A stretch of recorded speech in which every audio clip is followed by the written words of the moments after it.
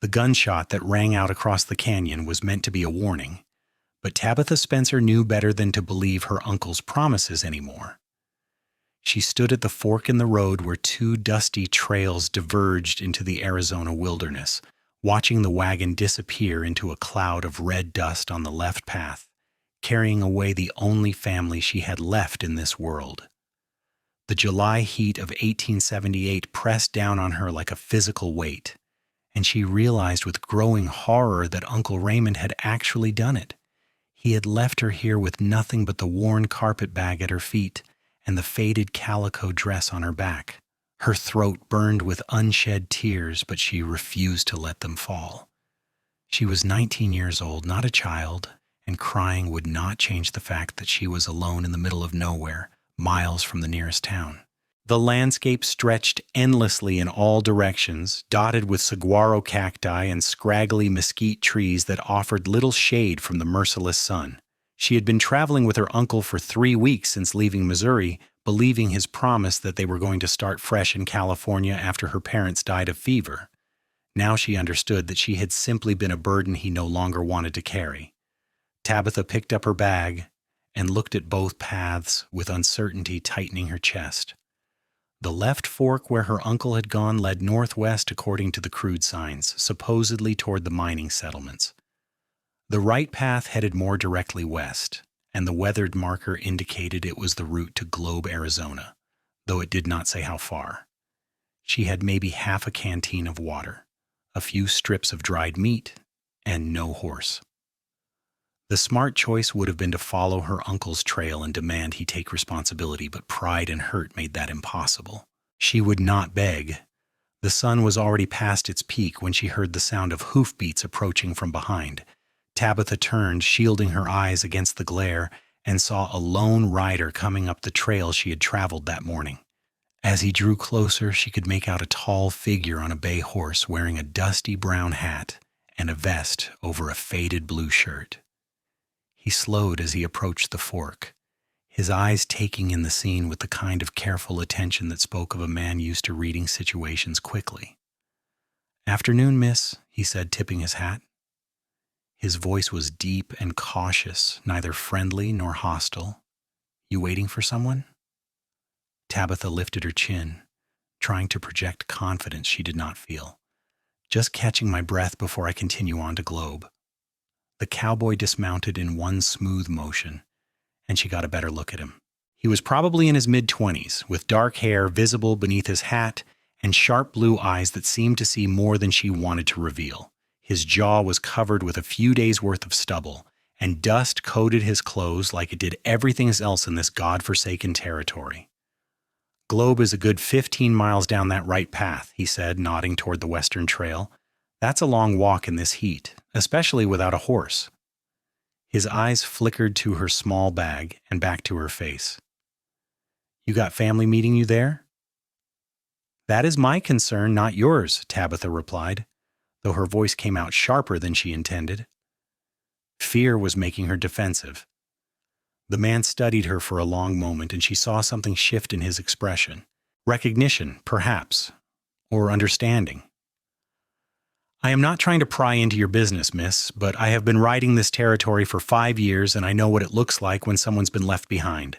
Those wagon tracks heading north are fresh, maybe 20 minutes old. Only one set heading that way today, and here you are at this fork, with no horse and not enough water to make it anywhere safe." Heat flooded Tabitha's cheeks, shame mixing with anger. "If you have made your observations, then you can be on your way. I will manage." "I am sure you are resourceful," he said, and there was no mockery in his tone, which somehow made it worse. "But resourceful does not mean much when you collapse from heat exhaustion halfway to town. Look, my name is Preston Oliver. I work at the Triple Bar Ranch just outside Globe. I'm heading back there now, and I can take you to town if you need help. No strings, no expectations, just one human being helping another." Tabitha wanted to refuse. She wanted to prove she could handle this herself, that she did not need rescue, especially not from a stranger. But the reality of her situation was impossible to ignore. The sun was brutal, her water would not last, and she had no idea what dangers might lurk on these trails after dark. Pride was not worth dying for. "Why would you help me?" she asked, needing to understand his motivation.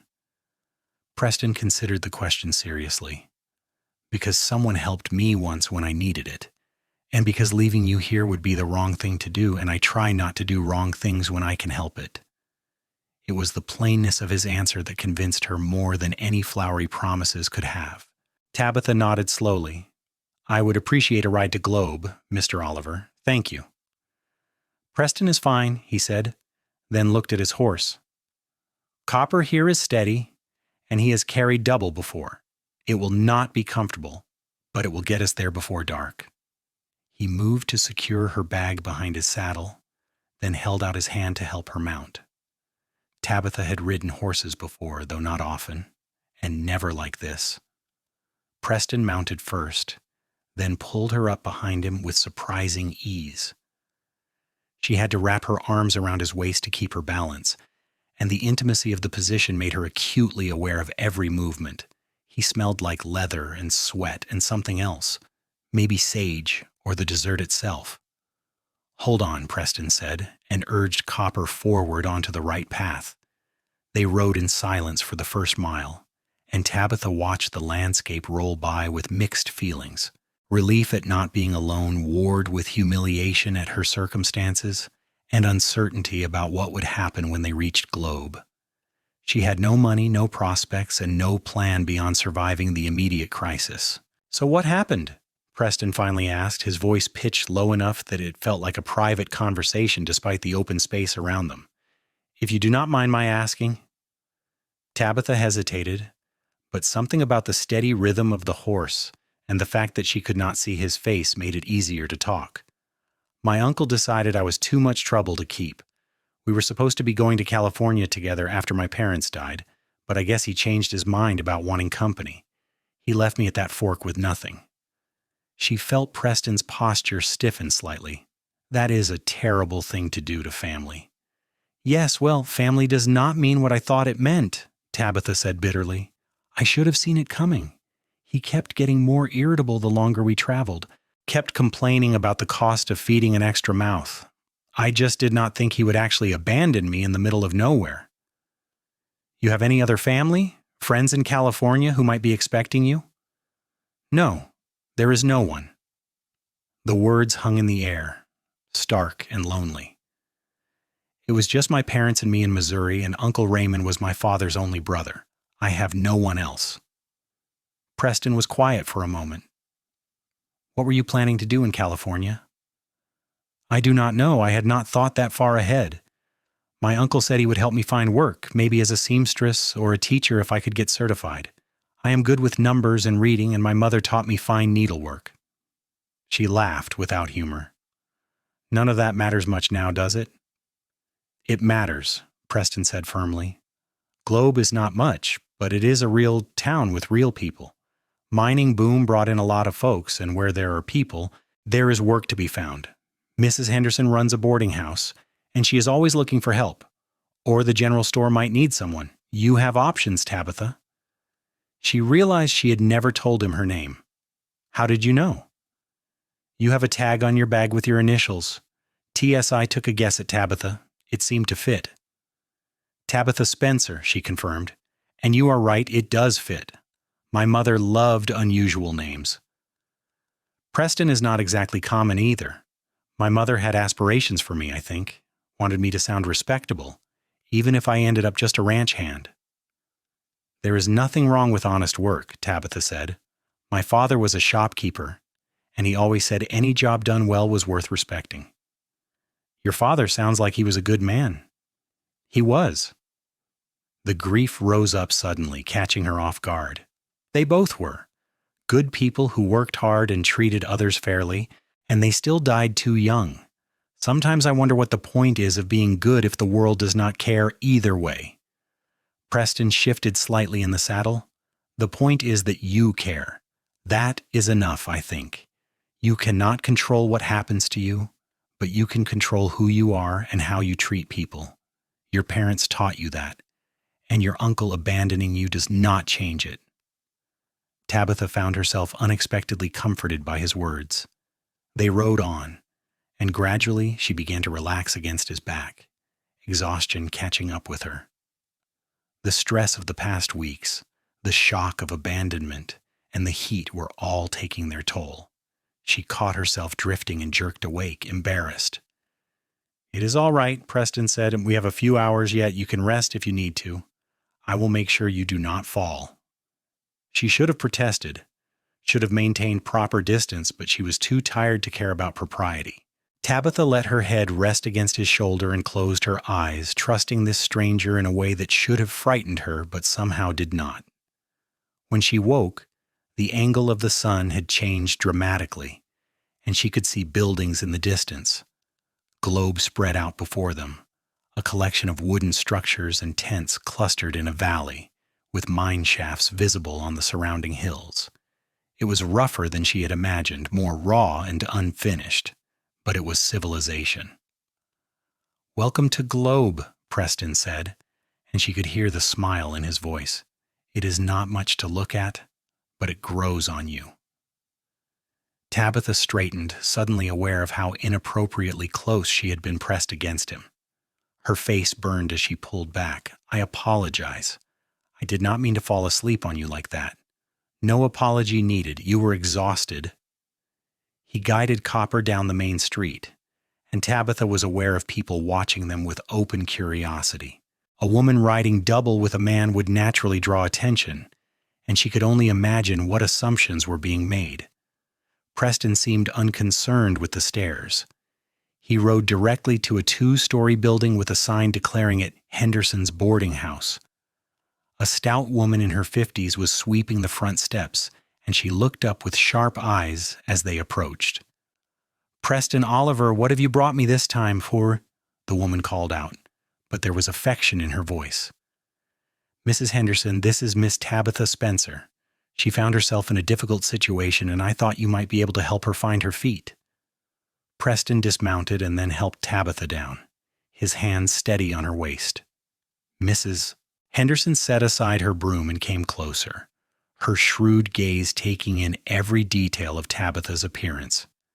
"Difficult situation, is it? Well, I have heard that before. You running from something, girl? Or running to something?" "Neither," Tabitha said, meeting the older woman's eyes directly. "My uncle abandoned me at a fork in the road about 15 miles back. Preston found me and brought me here. I have no money right now, but I am a hard worker, and I am good with figures and sewing. I'm hoping to find employment so I can pay for room and board." The directness of the answer seemed to satisfy Mrs. Henderson. "At least you are honest about it. I cannot abide liars and cheats. Preston, you vouch for her character?" "I only met her a few hours ago," Preston admitted. "But yes, I believe she is honest. She would not be the first person to get a raw deal from family." Mrs. Henderson nodded slowly. "All right then. I do need help, as it happens. My regular girl ran off to marry a miner last week, and I have been doing all the cooking and cleaning myself. You can work for your room and board, Miss Spencer, and we will see how it goes. If you are as capable as you claim, maybe we can talk about wages after a trial period." Relief flooded through Tabitha so intensely she felt dizzy. "Thank you, Mrs. Henderson. You will not regret it, I promise." "We will see about that. Come inside and I will show you where you will sleep and what needs doing." Mrs. Henderson started toward the door, then paused and looked back at Preston. "You are a good man, Preston Oliver. Your mother would be proud." Preston ducked his head, clearly uncomfortable with the praise. "I just did what anyone would do." "No," Tabitha said quietly. "Most people would have ridden right past.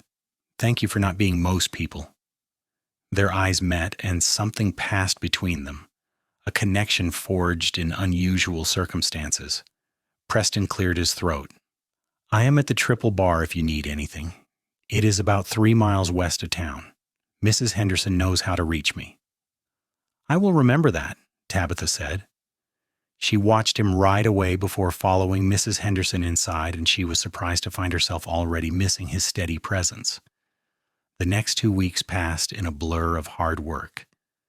Mrs. Henderson ran a tight ship, and her standards were exacting, but Tabitha found she did not mind. The work kept her hands busy and her mind occupied, leaving little time to dwell on her uncle's betrayal or her uncertain future. She cooked, cleaned, did laundry, mended linens, and kept the accounts for the boarding house residents. Mrs. Henderson proved to be fair but firm, and Tabitha respected her for it. Globe itself was exactly what Preston had described: rough, rowdy, and growing. The silver mines had brought in prospectors, businessmen, gamblers, and everyone else looking to make their fortune. The town had 2 saloons, a general store, a church that doubled as a schoolhouse, and a collection of businesses that sprang up to serve the mining trade. It was loud and dusty and utterly unlike the quiet Missouri town where Tabitha had grown up, but she found herself adapting faster than she had expected. Preston came to town every few days, usually to pick up supplies or conduct business, and he always stopped by the boarding house. At first, Tabitha thought he was checking to make sure she had settled in all right, but as the visits continued, she began to suspect there might be another reason. He would sit in Mrs. Henderson's parlor and talk with her when she had a few minutes to spare, asking about her day and telling her stories about ranch life. "We got 12 new horses in yesterday," Preston told her on a Thursday afternoon, his hat in his hands, as he sat in the worn armchair by the window. "Wild caught from up north, beautiful animals, but mean as rattlesnakes right now, gonna take weeks to break them properly." "Is that not dangerous?" Tabitha asked, looking up from the shirt she was mending. "Can be if you do not know what you're doing, but I have been working with horses since I was 14. You learn to read their moods, understand what they are afraid of. Most animals are not mean by nature. They are just scared and reacting to that fear." "That sounds like people too," Tabitha observed. Preston smiled, and she noticed how it changed his whole face, softening the hard lines and making him look younger. "You might be right about that. Fear makes people do all kinds of things they would not normally do." "Is that why you think my uncle left me?" The question came out before she could stop it, something she had been wondering but had not wanted to examine too closely. Preston considered his answer carefully. "I do not know your uncle, so I cannot say for sure. But maybe he was afraid of responsibility, afraid of what taking care of you would mean for his own plans. That does not make what he did right, but it might explain it. I suppose understanding why it happened should make me feel better, but it does not really," Tabitha admitted. "I am still angry at him for doing it, and angry at myself for not seeing it coming." "You should not blame yourself for trusting family. That is what family is supposed to be for." Mrs. Henderson bustled into the room, carrying a tray with coffee and some of her apple cake. "If you two are going to occupy my parlor, you might as well have refreshments. Preston, you are looking thin. Are they not feeding you at that ranch?" "They feed me fine, Mrs. Henderson, but nobody cooks like you." Preston accepted the cake with genuine pleasure. The older woman snorted but looked pleased. "Flattery will get you everywhere, young man. Tabitha, when you finish that mending, I need you to go to the general store and pick up the order I placed last week. Mr. Patterson said it would be ready today." "Of course, Mrs. Henderson." Tabitha set aside the shirt and started to rise, but Preston stood first. "I can walk with you if you do not mind the company. I need to pick up some things for the ranch anyway." Tabitha felt a flutter of something warm in her chest. "I would like that." They walked together down the dusty main street, and Tabitha was acutely aware of the curious glances from other townspeople. She still felt like an outsider here, someone who had appeared out of nowhere, but Preston's easy confidence seemed to extend to her when she was with him. "People talk about you, you know," Preston said casually, "wondering where you came from, what your story is." "What do you tell them?" "Nothing. It is not my story to tell." He glanced at her. "But I will say that you have made a good impression. Mrs. Henderson has been telling everyone who will listen that you are the best help she has ever had." Tabitha felt a glow of pride. "She is a good employer, strict but fair. I appreciate that after everything that happened." They reached the general store, a large wooden building packed with everything from mining equipment to ladies' fabrics. Mr. Patterson, the proprietor, was a thin man with spectacles who greeted them both warmly. "Miss Spencer, good afternoon. I have Mrs. Henderson's order ready in the back. And Preston, I got that leather oil you asked about last week." While Mr. Patterson gathered their items, Tabitha browsed the store. looking at things she could not afford. There was a beautiful bolt of deep green fabric that would make a lovely dress, and she ran her fingers over it wistfully. "You should get it," Preston said from behind her. Tabitha dropped her hand quickly. "I cannot afford it. Not yet, anyway. Maybe once Mrs. Henderson starts paying me wages." "When will that be?" "Another 2 weeks, if the trial period goes well. She said she would pay me $3 a week plus room and board, which is generous." Preston pulled out some bills from his pocket. "Let me buy it for you." "Absolutely not," Tabitha said firmly. "I appreciate the offer, but I cannot accept that. It would not be proper." "Proper or not, you deserve something nice after what you have been through. Consider it a delayed welcome to Globe gift." "Preston, no, I mean it." Tabitha moved away from the fabric, uncomfortable with the offer. It was too much, too personal, and accepting it would create an obligation she was not ready for. He looked like he wanted to argue, but respected her refusal. "All right, but the offer stands if you change your mind." They collected their packages and walked back to the boarding house in comfortable silence. When they reached the front steps, Preston hesitated, as if he wanted to say something but was not sure how to begin. "What is it?" Tabitha prompted. "There is a dance next Saturday at the church. Nothing fancy, just townspeople gathering for music and socializing. I was wondering if you might want to go, with me, I mean." Tabitha's heart skipped. "Like a courtship?" "Like two people who enjoy each other's company spending an evening together," Preston said carefully. "I am not trying to rush anything or make assumptions. I just thought it might be nice." She wanted to say yes immediately, but caution held her back. "Preston, I am grateful for everything you have done for me, but you do not owe me anything. You do not have to ask me to dances out of obligation." "This has nothing to do with obligation," he said, and there was an intensity in his blue eyes that made her breath catch. "I am asking because I want to spend time with you, Tabitha. Because I think about you when I'm at the ranch, and I find excuses to come to town more often than I need to. Because you are smart and strong and interesting, and I want to know you better. If that is not something you want, I will respect that. But do not say no because you think I am just being kind." The honesty of his declaration left her momentarily speechless. Finally, she managed, "Yes, I would like to go to the dance with you." The smile that spread across Preston's face was worth every moment of uncertainty. "Good, that is really good. I will pick you up at 7? 7 is perfect." Tabitha watched him walk away with a lightness in her step she had not felt since before her parents died. Mrs. Henderson was waiting inside with a knowing look. "So Preston Oliver is courting you, is he?" "I think maybe he is," Tabitha admitted, unable to keep the smile off her face. "He is a good man," Mrs. Henderson said seriously. "One of the best in this town. His family had a ranch in Texas, but there was some trouble with cattle rustlers and his father was killed in the fighting. Preston and his mother moved out here to start fresh about 5 years ago. She passed 2 years back from pneumonia, and he has been on his own since. Works hard, saves his money, does not drink or gamble like so many of the men around here. You could do a lot worse." "We are just going to a dance, Mrs. Henderson. It is not a marriage proposal." The older woman chuckled.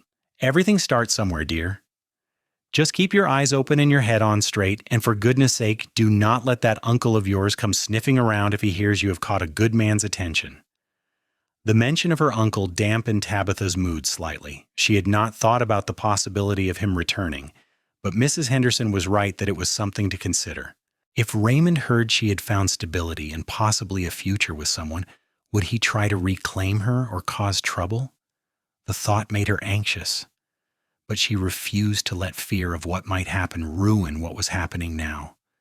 She had been given a second chance at building a life, and she was not going to waste it. The week leading up to the dance passed both too slowly and too quickly. Tabitha found herself counting down the days while simultaneously worrying about everything that could go wrong.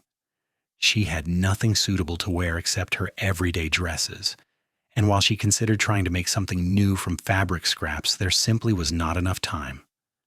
Mrs. Henderson solved the problem by lending Tabitha one of her own dresses from when she was younger, a simple but elegant design in deep blue that fit reasonably well with a few quick adjustments. "I was slimmer in my youth," Mrs. Henderson said with a sigh, "but you might as well get some use out of it. No point in pretty things sitting in a trunk forever." Saturday arrived with clear skies and temperatures that promised to cool down nicely by evening. Tabitha spent the day helping Mrs. Henderson with the usual chores, but her mind was elsewhere, rehearsing conversations and worrying about whether she would remember how to dance. It had been years since she had attended any social gathering, and she felt rusty and uncertain. Preston arrived exactly at 7, wearing clean clothes and looking nervous himself, which somehow made Tabitha feel better. He offered his arm, and they walked together to the church, where music was already spilling out into the evening air. Inside, the pews had been pushed against the walls to create a dance floor, and a small group of musicians played fiddle, guitar, and harmonica with enthusiastic, if not always perfectly coordinated results. The room was crowded with miners, ranchers, shopkeepers, and their families, everyone dressed in their best and ready to forget about the hardships of daily life for a few hours. Tabitha recognized some faces from around town, including Mr. Patterson from the general store and several of Mrs. Henderson's regular boarders. "Would you like some punch?" Preston asked, and Tabitha nodded gratefully. They made their way to the refreshment table, where a large bowl of fruit punch sat next to plates of cookies and cakes contributed by various townswomen. As Preston poured them each a cup, a young woman approached with a friendly smile. "You must be Miss Spencer. I am Caroline Walsh. My father owns the assay office. I have been hoping to meet you properly. Mrs. Henderson speaks so highly of you." "Thank you. It is nice to meet you too." Tabitha liked Caroline immediately. She had an open, genuine manner that put people at ease. "And Preston, it is good to see you in town for something other than supplies," Caroline teased. "We were starting to think you had forgotten how to socialize." Preston smiled good-naturedly. "Some of us have to work for a living, Caroline." "Oh, do not give me that. Everyone knows you work too hard. It is good to see you taking an evening off." Caroline glanced between them with obvious curiosity, but was too polite to pry directly. "I hope you both have a wonderful time tonight. Save a dance for my father if you can, Miss Spencer. He loves to dance, but can never convince my mother to join him for more than one or two." As Caroline moved away, Preston shook his head with amusement. "She means well, but by tomorrow morning the whole town will know we are here together." "Does that bother you?" Tabitha asked. "Not even a little bit." He set down his cup and held out his hand. "Would you like to dance?" Tabitha took his hand, feeling the calluses from years of ranch work, and let him lead her onto the floor. The music shifted to a waltz, and Preston pulled her into the proper position with confidence. He was a better dancer than she had expected, leading her smoothly through the steps until she relaxed and stopped thinking so hard about what her feet were doing. "Where did you learn to dance?" she asked. "My mother insisted on it. She said even if we were ranchers, we did not have to be uncivilized." There was fondness in his voice when he spoke of his mother. "She would host dances at our place in Texas sometimes, and she would make me practice with her for hours beforehand. I thought it was silly at the time, but I'm grateful for it now." They danced 3 songs together before Preston was claimed by Carolyn's father, and Tabitha found herself passed between several partners, all friendly men who welcomed her to Globe and complimented her dancing. But her attention kept returning to Preston, watching him move around the floor with other women and feeling an unfamiliar twist of something that might have been jealousy. When they finally came back together for another dance, this time a lively reel, Tabitha was breathless and laughing. "I had forgotten how much fun this could be." "You should do it more often," Preston said. "Laugh, I mean. You have been so serious since you got here." "I have had serious things to deal with." "I know, but you do not have to carry all of that weight all the time. You're allowed to have moments of joy too." His words struck something deep inside her, and Tabitha realized he was right. She had been so focused on survival and proving herself that she had not allowed herself to simply exist and experience happiness. It felt almost revolutionary to give herself that permission. The dance continued late into the evening, And when it finally wound down, Preston walked Tabitha back to the boarding house under a sky full of stars. The air had cooled, and she was grateful for the shawl Mrs. Henderson had lent her along with the dress. "Thank you for tonight," Tabitha said as they reached the front steps. "I had a wonderful time." "So did I." Preston hesitated, then reached out and took her hand gently. "Can I see you again? Not just passing visits at the boarding house, but actually spending time together?" "I would like that very much," Tabitha said softly. "Good." He squeezed her hand once before releasing it. "Sleep well, Tabitha." She watched him walk away into the darkness, her heart full of hope and possibility. Over the next month, Preston and Tabitha found ways to spend time together despite their work obligations. He would take her riding on Sunday afternoons when Mrs. Henderson could spare her, showing her the country around Globe and teaching her more about the land. She learned to identify different plants and animal tracks, discovered hidden canyons with walls that glowed red in the sunset, and found a peace in the wilderness she had not expected. Preston told her stories about growing up in Texas, about his father's determination to build something lasting and his mother's quiet strength. Tabitha shared memories of her parents, the happy years before illness took them, and slowly she felt the grief beginning to ease into something more bearable. They talked about everything: books they had read, dreams they had harbored, fears they carried. Preston admitted he wanted to own his own ranch someday, a place where he could breed horses and build something that would last. Tabitha confessed she had always wanted to open a school, to teach children and help them see possibilities beyond their immediate circumstances. "You would be a good teacher," Preston said one afternoon as they sat by a stream, letting their horses drink. "You have patience, and you explain things clearly. I have noticed that when you help Mrs. Henderson with her accounts." "It is just arithmetic," Tabitha said, embarrassed by the compliment. "It is more than that. You make complicated things seem simple. That is a gift." Their relationship deepened with each passing week, moving from friendship toward something more profound. Preston was careful not to rush her, and Tabitha appreciated his respect for her boundaries. But there was a growing awareness between them, a tension that hummed in the air when they were close. It was during one of their Sunday rides nearly 2 months after they first met that everything changed. They had ridden further than usual, exploring a canyon Preston had heard about from some of the other ranch hands. The walls rose up on either side, striped with layers of rust and cream-colored stone, and a narrow creek ran through the bottom. They had stopped to rest the horses when Tabitha's foot slipped on a wet rock. She would have fallen hard if Preston had not caught her, his arms coming around her waist to steady her. For a moment they froze, pressed close together, both suddenly aware of the shift in the atmosphere. "Are you all right?" Preston asked, his voice rough. "Yes," Tabitha whispered, but she did not pull away. Preston's hand came up to cup her cheek, his thumb brushing gently across her skin. "I am going to kiss you now, if that is all right." Tabitha's answer was to lean forward, closing the distance between them. The kiss was gentle at first, tentative, both of them learning the shape and taste of the other, but it quickly deepened. Weeks of building attraction, finally finding a release. Preston's arms tightened around her, and Tabitha let herself sink into the sensation, into the warmth and safety of being held by someone who truly cared for her. When they finally broke apart, both breathing hard, Preston rested his forehead against hers. "I love you, Tabitha. I know it is fast, and maybe I should wait longer to say it, but I love you. I think I have loved you since I found you at that fork in the road, looking so brave and lost at the same time." Tears sprang to Tabitha's eyes, but they were good tears, joyful tears. "I love you too.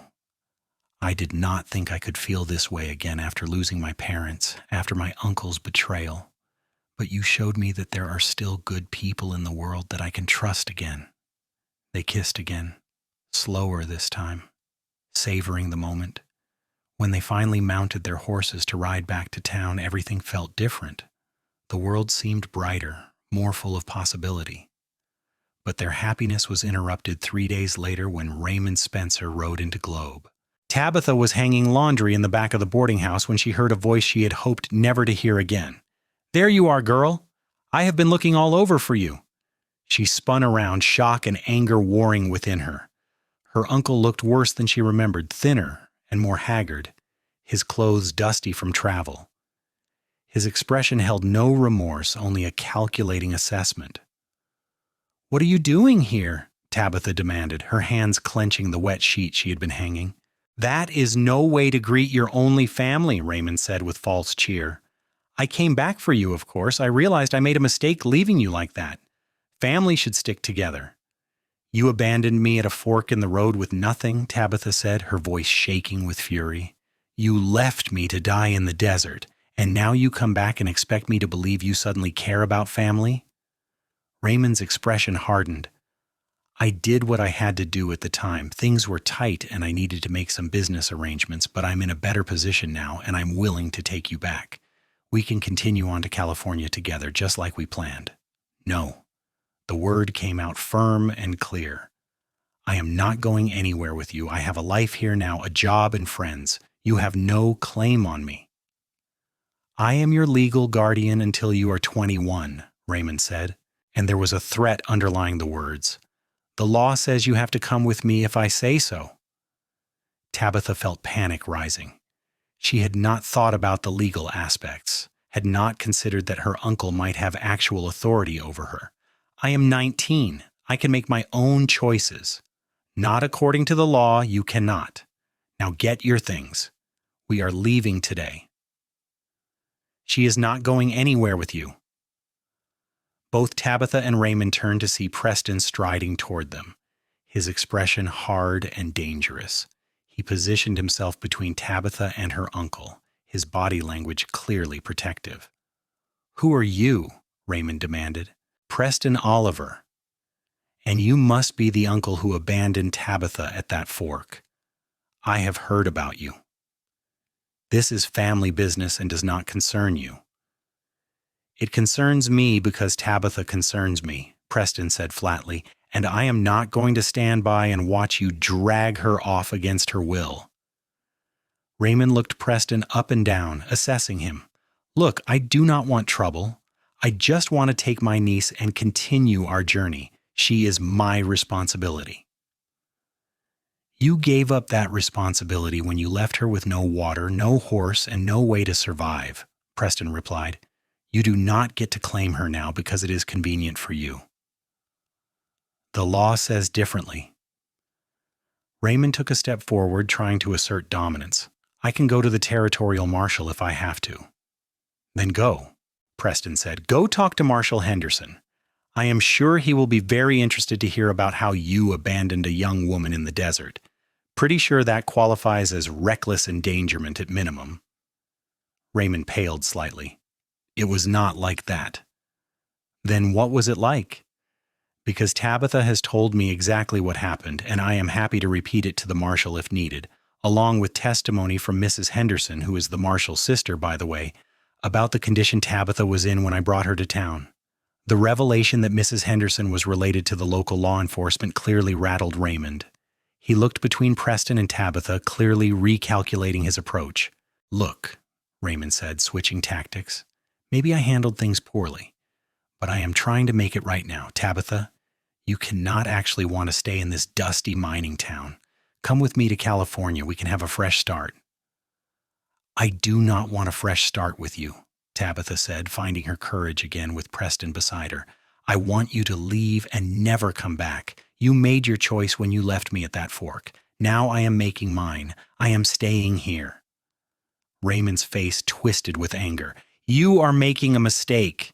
You think this cowboy is going to take care of you? He will get tired of you soon enough, and then where will you be? You will be stuck in this nowhere town with nothing." "I would rather have nothing here than anything with you," Tabitha said. For a moment it looked like Raymond might argue further or even try to physically grab her. But Preston took a step forward, his hand resting on the knife at his belt in a clear warning. Raymond read the message and backed down. "Fine," he spat. "Stay here and rot in the desert for all I care. But do not come crying to me when things fall apart. "I would never come to you for anything," Tabitha said. "Just goodbye, Uncle Raymond." They watched him stalk away, and Tabitha did not breathe easily until she saw him ride out of town 20 minutes later, confirmed by Mr. Patterson, who had witnessed the departure from his store. When the tension finally left her body, Tabitha found herself shaking. Preston pulled her into his arms, holding her steady. "It is over. He is gone." "What if he comes back? What if he really does have legal authority over me?" "Then we will deal with it. But I do not think he will come back. Men like that are cowards at heart. He thought he could intimidate you into going with him, and when that did not work, he left. He is not going to risk trouble with the law." Mrs. Henderson appeared in the doorway, having obviously been listening. "That was your uncle? Good riddance. And Preston is right about the law. Even if Raymond could claim guardianship, a judge would be unlikely to force you to go with someone who abandoned you. You're old enough to have a say in your own life." The reassurance helped, but it took several days for Tabitha to stop looking over her shoulder, expecting her uncle to reappear. Preston stayed close during that time, his presence a constant comfort. And gradually, she began to relax again, to believe that she was truly free to build her own future. 2 weeks after Raymond's departure, Preston invited Tabitha to visit the Triple Bar Ranch. She accepted eagerly, curious to see where he spent his days. The ranch was more impressive than she had expected, a sprawling operation with a large main house, bunkhouses for the hands, and extensive corrals filled with horses.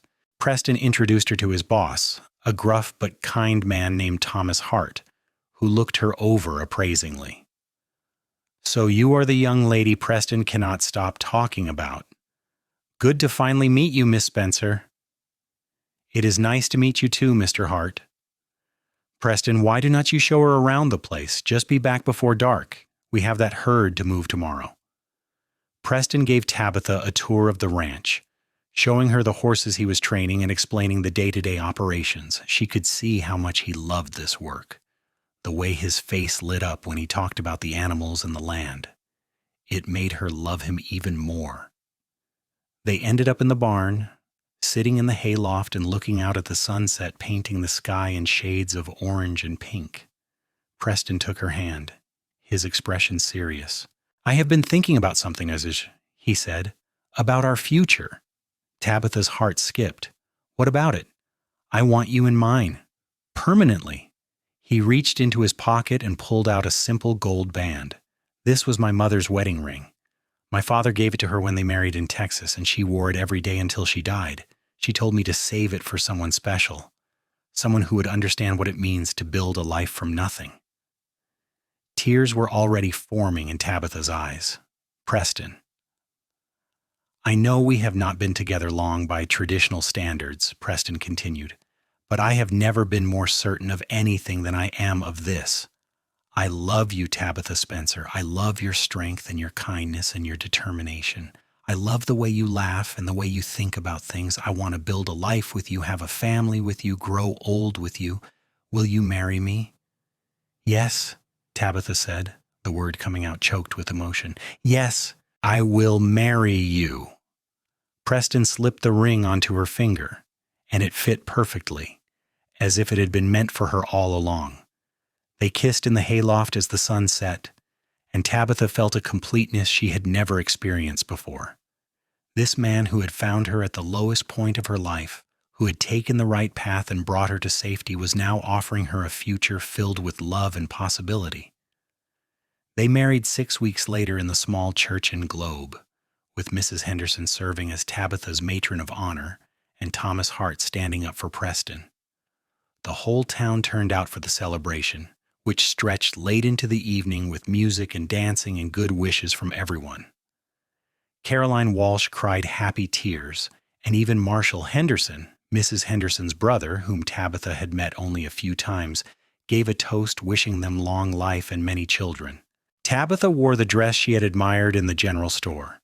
The deep green fabric transformed into a beautiful wedding gown thanks to her own skilled needlework and Mrs. Henderson's help. Preston had bought the fabric and surprised her with it 2 weeks before the wedding, insisting she deserved to be married in something new and special. After the wedding, Preston took Tabitha to a small house on the edge of the ranch property, a 2-room cabin that Mr. Hart had agreed to let them live in rent-free as part of Preston's wages. It was simple but clean, with a fireplace, a real bed, and windows that looked out onto the desert landscape. It was theirs, and that made it perfect. Their first year of marriage was full of adjustments and discoveries. Tabitha learned how to be a ranch wife, cooking over a temperamental stove, and managing a household on limited resources. Preston taught her to ride properly, not just holding on behind him, but actually controlling a horse herself. She discovered she had a talent for it, and Preston gifted her a gentle mare named Daisy for her 20th birthday. Tabitha continued to help Mrs. Henderson occasionally, and she started teaching reading and arithmetic to some of the children in town who did not attend the regular school. It was not the formal school she had dreamed of, but it was a start, and it filled her with satisfaction to watch the children's faces light up when they mastered something new. Preston worked toward his dream of owning his own ranch, saving every spare penny, and negotiating with Mr. Hart about possibly buying a section of the Triple Bar property. Mr. Hart, who had no children of his own, seemed inclined to work out an arrangement, seeing in Preston the kind of dedicated rancher who would take good care of the land. In the spring of 1880, nearly 2 years after Preston had found her at that fork in the road, Tabitha discovered she was pregnant. The news filled them both with joy and terror in equal measure. They were still so young, still building their life together, but the thought of a baby, of creating a family, was wonderful. Tabitha's pregnancy progressed normally, though the Arizona heat made the later months uncomfortable. Mrs. Henderson fussed over her like a mother hen, insisting she rest more and take better care of herself. Preston became almost comically protective, worrying over every twinge and insisting she avoid any activity that might be remotely strenuous. "I am pregnant, not dying," Tabitha told him, exasperated one evening when he tried to stop her from carrying a basket of laundry. "I know, but I cannot help worrying. You are the most important person in my life, and the thought of anything happening to you—" He trailed off, his fear evident. Tabitha softened and took his hand, placing it on her rounded belly where the baby was kicking. "Feel that? That is our child, strong and healthy. And I am strong and healthy too. We are going to be fine." Their son was born in November of 1880, after a long labor that left Tabitha exhausted but euphoric. They named him Matthew Oliver, and he had his father's blue eyes and a shock of dark hair that stood straight up. Preston held his son with trembling hands and tears streaming down his face, overwhelmed by the reality of this tiny life they had created. "He is perfect," Preston whispered. "You are perfect. Thank you for this gift." Tabitha was too tired to do more than smile, but her heart was full to bursting. She had gone from abandoned and alone to surrounded by love in the span of 2 years. It seemed impossible, like something out of a storybook, but it was real. The next few years passed in a blur of activity and growth. Matthew thrived, becoming a cheerful, active toddler who loved following his father around the ranch. Preston finally worked out a deal with Mr. Hart to purchase a section of land, and they began building their own ranch house, something bigger than the cabin, with room for their growing family. Tabitha gave birth to a daughter, Emily, in 1883, and another son, James, in 1885. Their house rang with the sounds of children playing, and while the work was constant and exhausting, Tabitha could not imagine being happier. She finally opened her small school in a room of their ranch house, teaching not only her own children, but also the children of other ranch families in the area. It was not the formal institution she had once dreamed of, but it was real and meaningful, and that was enough. Preston's horse breeding program became successful, earning a reputation throughout the territory for producing quality animals. They were not wealthy, but they were comfortable, and more importantly, they were building something lasting together. On a Sunday afternoon in the fall of 1886, Preston and Tabitha rode out together to the spot where they had shared their first kiss, leaving the children in the capable hands of Carolyn Walsh, who had become one of Tabitha's closest friends. The canyon looked much as it had years before, the creek still running clear, the stone walls still striped with color. "Do you ever think about that fork in the road?" Preston asked as they sat by the water. "About what would have happened if I had taken the left path instead of the right?"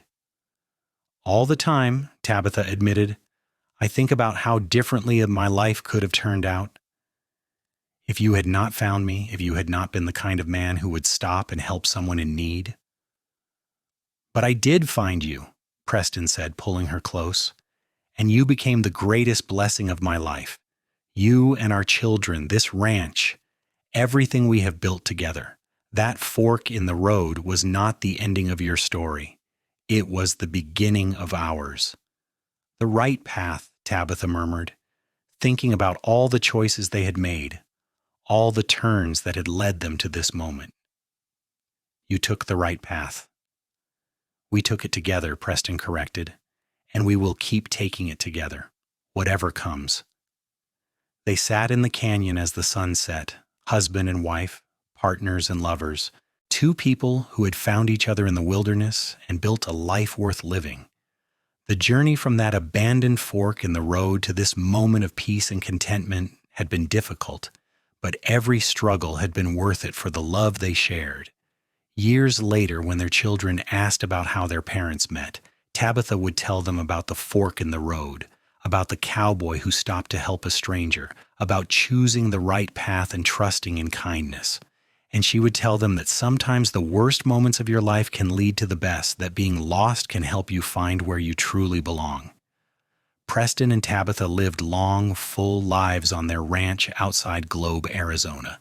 They saw their children grow and marry, welcome grandchildren with joy, and became pillars of the community. The small school Tabitha started eventually grew into a proper schoolhouse that served the entire region. Preston's reputation as a horseman spread throughout the territory, and their ranch became one of the most successful in the area. But more than any of their accomplishments, what people remembered about Preston and Tabitha Oliver was the love they shared, a love that had been born in hardship and grown through dedication and trust.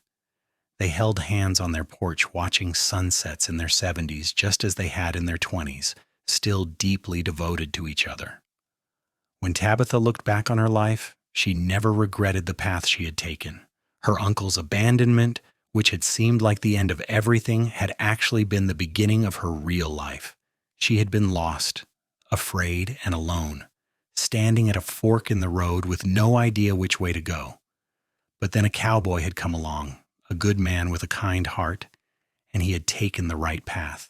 He had found her when she needed finding, had offered help without expecting anything in return, and had shown her that even in the harshest landscape, love could bloom and flourish. Their story became the kind of tale that families pass down through generations, a reminder that sometimes the worst moments can lead to the best outcomes, that kindness matters, and that choosing the right path, whether literally or figuratively, can change everything. The fork in the road where it all began became a landmark in family lore, a symbol of new beginnings and the power of choosing to help others. Preston and Tabitha's legacy lived on through their children, grandchildren, and great-grandchildren, through the school that continued to educate young minds, and through the ranch that remained in the family for generations. But most importantly, their legacy lived on in the story itself, a testament to the transformative power of love and the importance of taking the right path, even when you're not sure where it will lead.